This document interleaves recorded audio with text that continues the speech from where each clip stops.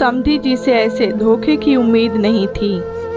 क्या हुआ, सब ठीक है? आप दोनों की चुप्पी मेरा दिल धड़का रही। क्या हुआ बेटी के ससुराल में, कुछ बोलोगे भी, या बाप बेटे ऐसे भूत बने खड़े रहोगे?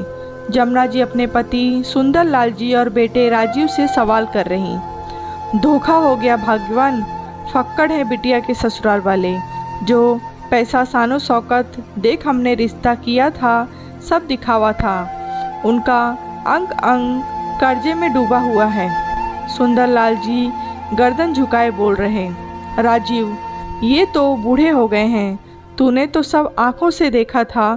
गले में 100 की गड्डियाँ देख कर आया था।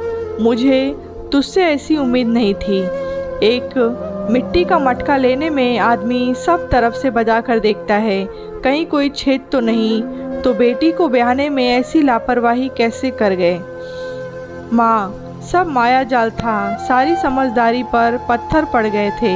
ये तो शुक्र करो बेटी को दिया सोना सब हमने बनाया तो उसके पास आज अपनी प्रॉपर्टी तो है। कल आत्मनिर्भर होने में वो सोना उसे काम आएगा, राजीव ने उम्मीद देते हुए कहा। जमुना राजीव सुंदरलाल की झुकी गर्दनें और गंभीर मुद्रा में बैठे देख बहू रेवती को अपना समय याद आ गया। वो अतीत के पन्नों में खो गई।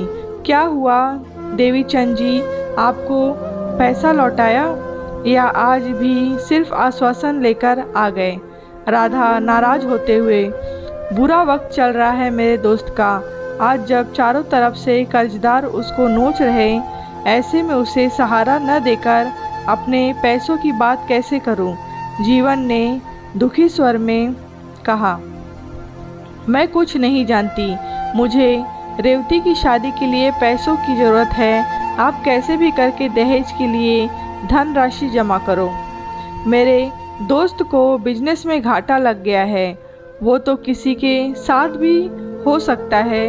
मेरा दिया पैसा लौटाने को उसके पास एक कौड़ी नहीं है, फिर बैंक वाले उसको दिन रात परेशान कर रहे हैं। मैं उसके दुख सुन इतना व्यथित हो जाता हूँ कि अपने पैसे की बात नहीं कर पाया था।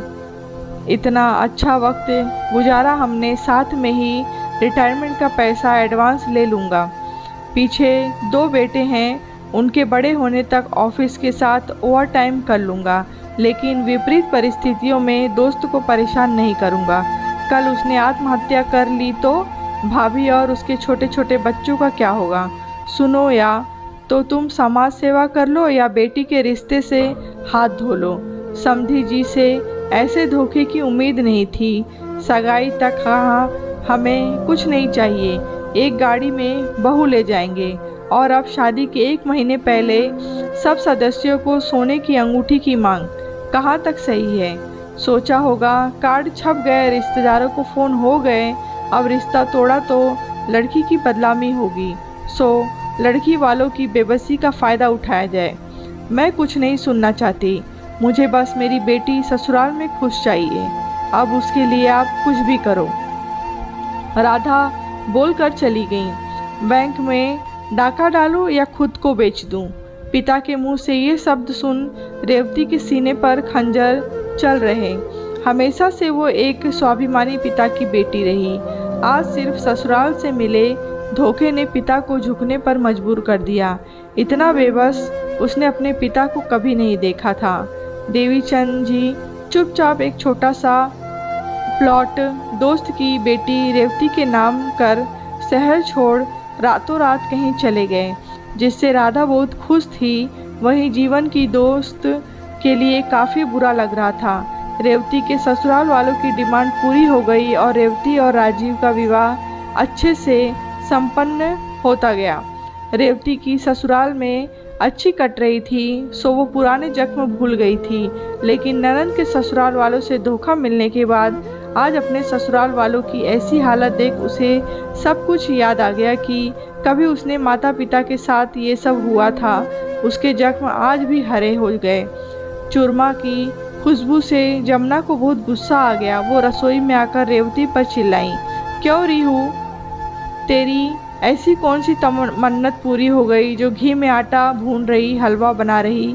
बहू, मम्मी जी, मैं तो सत्यनारायण की कथा करने जा रही थी, तो ये हर बार बनाया जाने वाला प्रसाद ही है। घर में ऐसा दुख छाया है और तुझे पूजा पाठ की पड़ी है, ऐसे नहीं 2 घड़ी सास ससुर के पास बैठकर उसे दिलासा दे। मम्मी जी, कुछ साल पहले मेरे माता पिता पर भी ये विपदा आई थी, वो भी किसी धोखे का शिकार हुए थे, तभी मैंने प्रभु को याद किया था। आज आपके लिए प्रार्थना करूंगी कि ईश्वर आपको इस धोखे को झेलने और इस परिस्थिति से उबरने की शक्ति दे। रेवती ने साधारण सी बात कही, लेकिन आज जमुना और सुंदरलाल जी को वो शब्द खंजर की तरह चुभ रहे हैं। धन्यवाद दोस्तों। जो रिश्ते प्यार और अपनेपन की नींव पर टिके होते हैं उनकी उम्र लंबी होती है, और जो धोखे और फरेब से बनाए जाते हैं वो कभी भी टूट सकते हैं।